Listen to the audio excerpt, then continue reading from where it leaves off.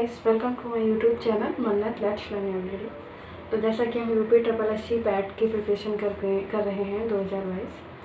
तो इसी में आज का हमारा जो विषय है वो प्राचीन इतिहास से जो हमारा टॉपिक है वो सिंधु घाटी की सभ्यता, उसी से रिलेटेड ये आज पूरा लेक्चर होने वाला है। तो लेक्चर को मिस ना करें। सो हम स्टार्ट करते हैं अपना वीडियो। सबसे पहले जैसा कि लिखा हुआ है कि सिंधु घाटी की सभ्यता, तो इसमें पहला पॉइंट है कि पशुपालन का प्रारंभ मध्य पाषाण काल में हुआ और पशुपालन के साक्ष्य भारत में आदमगढ़ होशंगाबाद मध्य प्रदेश में जो है तथा बागौर जो भीलावाड़ा राजस्थान से प्राप्त हुए हैं। नेक्स्ट इसी में हमारा पॉइंट है कि मध्य पाषाण कालीन महदहा प्रतापगढ़ उत्तर प्रदेश से हड्डी एवं सींग निर्मित उपकरण प्राप्त हुए हैं। कहने का मतलब ये है कि हड्डी और सींग निर्मित जो उपकरण प्राप्त हुए हैं वो कहाँ से? मध्य पाषाण कालीन महदहा प्रतापगढ़ उत्तर प्रदेश से। इसी में नेक्स्ट पॉइंट है हमारा, भारत में मानव का सर्वप्रथम साक्ष्य मध्य प्रदेश के पश्चिमी नर्मदा क्षेत्र से मिला और नर्मदा की खोज वर्ष 1982 में हुई। नेक्स्ट है हमारा, मानव कंकाल के साथ कुत्ते का कंकाल बुज्रहोम यानी कि जम्मू कश्मीर में जो है और गर्त आवास के साथ भी बुज्रहोम से मिले हैं या प्राप्त हुए। अब ये बुज्रहोम पुरास्थल की खोज वर्ष 1935 में डी टेरा एवं पीटसन द्वारा की गई। इसी में है हमारा नेक्स्ट कि सर्वप्रथम खाद्यान्नों का उत्पादन नवपाषाण कालीन में प्रारंभ हुआ था। बलूचिस्तान के कुछ मैदान स्थित मेहरगढ़ से प्राचीनतम स्थायी जीवन के प्रमाण मिले थे। नेक्स्ट है, चालकोलिथिक युग को ताम्रपाषाण युग यानी कि ब्रोंज युग के नाम से जाना जाता है। नर्मदा टोली मध्य प्रदेश का एक महत्वपूर्ण ताम्रपाषाणिक पुरास्थल है जो खारगोन जिले में स्थित है। नर्मदा टोली का उत्खनन HD सांकलिया ने कराया था। इसी में हमारा नेक्स्ट है कि राख के टीले नवपाषाण काल में कर्नाटक के मैसूर के पास वेल्लारी जनपद में स्थित संगनकल्लू स्थान से मिले। नेक्स्ट है गेरूबर्डी गैरिक मद्रभांड पात्र OCP के साथ हस्तिनापुर एवं अतरंजी खेड़ा से प्राप्त हुए। नेक्स्ट है, भारतीय पुरातत्व सर्वेक्षण संस्कृति मंत्रालय के अधीन एक विभाग है। किसके अधीन? भारतीय जो पुरातत्व सर्वेक्षण होता है वो संस्कृति मंत्रालय के अधीन एक भाग है।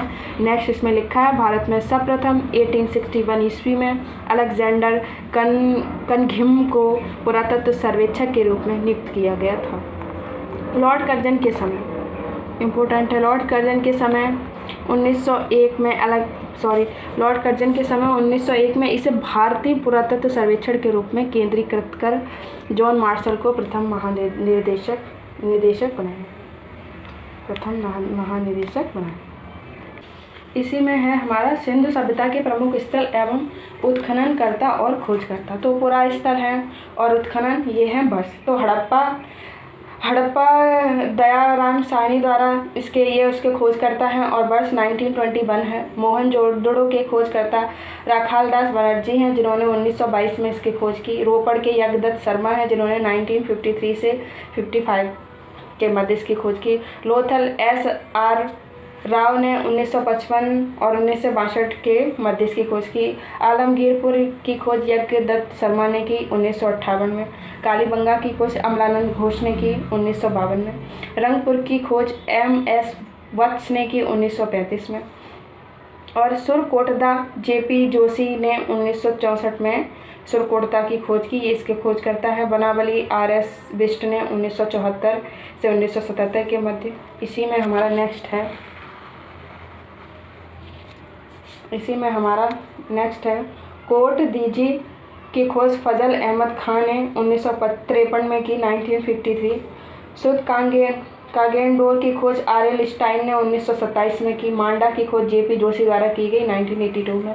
बालाकोट की खोज जॉर्ज F डेल्स ने 1973 और 76 के मध्य करी थी। धोलावीरा की खोज JP जोशी ने की है 1967 1967 से 68 के मध्य। और मिताथल की खोज सूरज भान जी ने 1968 में की और आखीगढ़ी की खोज भी सूरज भान ने 1969 में की। इसी में हमारा नेक्स्ट है कि राष्ट्रीय मानव संग्रहालय, जिसका नाम बदलकर इंदिरा गांधी राष्ट्रीय मानव संग्रहालय कर दिया गया, भोपाल मध्य प्रदेश में स्थित है।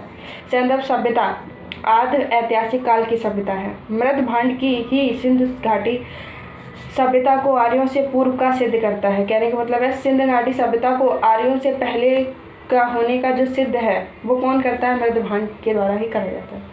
काले रंग की आकृतियों से चित्रित लाल मृद भांड जहाँ हड़प्पा सभ्यता की विशेषता है, वहीं पर धूसर एवं चित्रित धुरनार मृद भांड आर्यों से संबंधित माने गए हैं। नेक्स्ट है हमारा हड़प्पा कालीन नदियों के किनारे बसे नगर। तो नगर है और नदी सागर तट है। तो हड़प्पा रावी नदी के किनारे है, मोहनजोदड़ो सिंध नदी के किनारे है, रोपड़ सतलज नदी के किनारे है, कालीबंगा हमारा घग्गर नदी के किनारे है, लोथल भोगवा के किनारे है, लोथल भोगवा के किनारे है, सोत कांगेंडो दासक के किनारे है, सोत काको सादिकौर के किनारे है, नदी है जो ये नदियां हैं या सागर तट कह सकते हैं।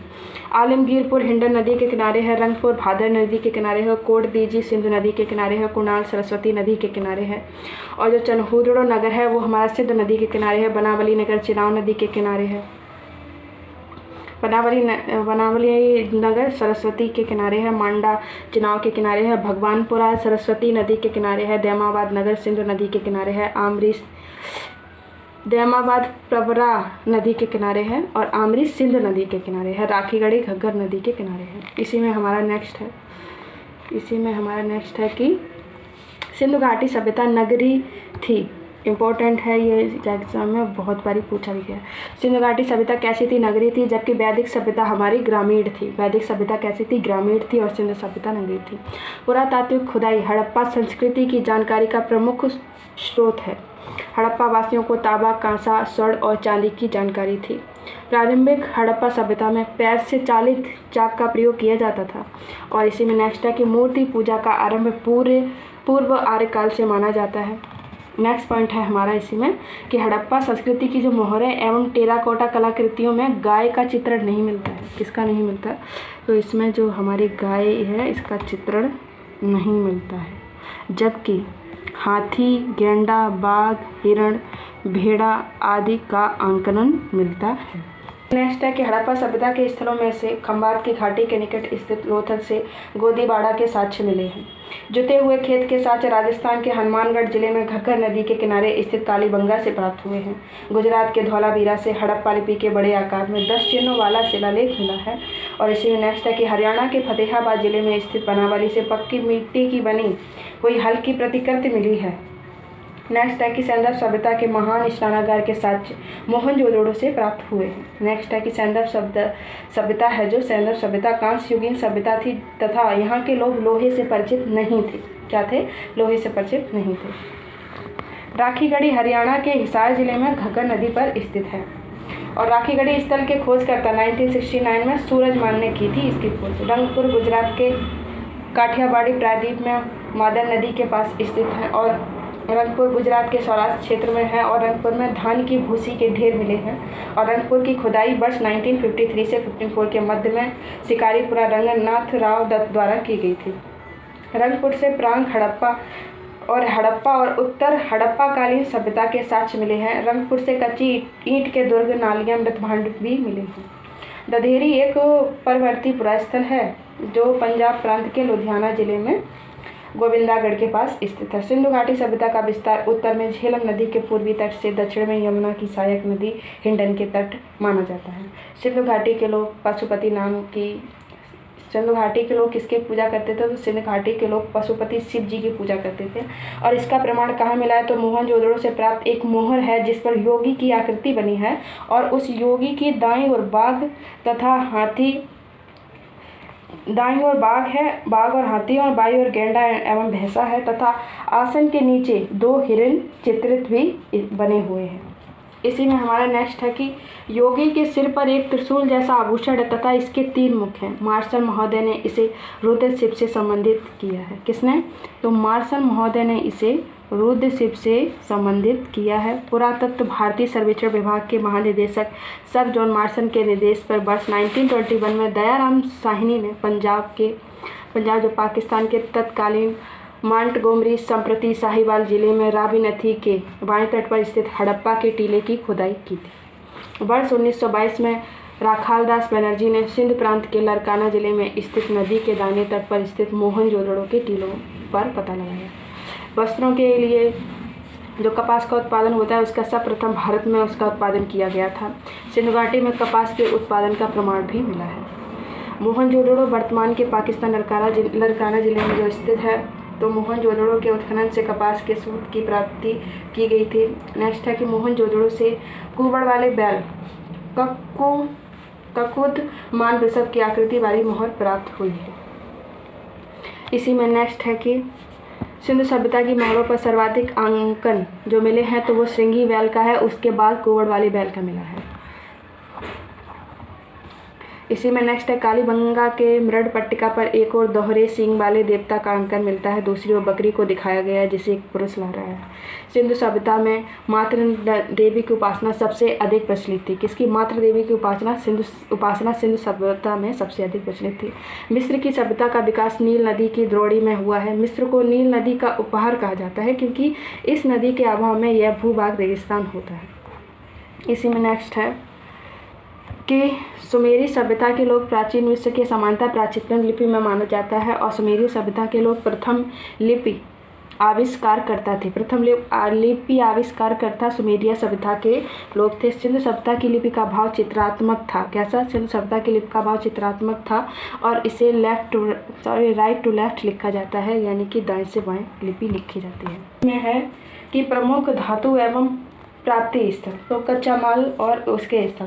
तांबा मिला है सबसे पहले खेतड़ी राजस्थान एवं बलूचिस्तान में। लाजवर्द वंद खसा अफगानिस्तान से मिला है। फ्रोजाटन ईरान से। चांदी राजस्थान अफगानिस्तान ईरान से। सीसा के स्थल अफगानिस्तान से प्राप्त हुआ है और शिलाजित हिमालय से। गोमेद गुजरात से। तो आज ये हमारा प्राचीन इतिहास का पूरा चैप्टर। सिंधु सभ्यता से जितने भी रिलेटेड क्वेश्चन बन सकते थे वो यहीं से बनेंगे वेब नोट से जो मैंने आपके साथ शेयर किया। आई होप गाइस आपको वीडियो पसंद आया हो। So thank you so much guys for watching this video.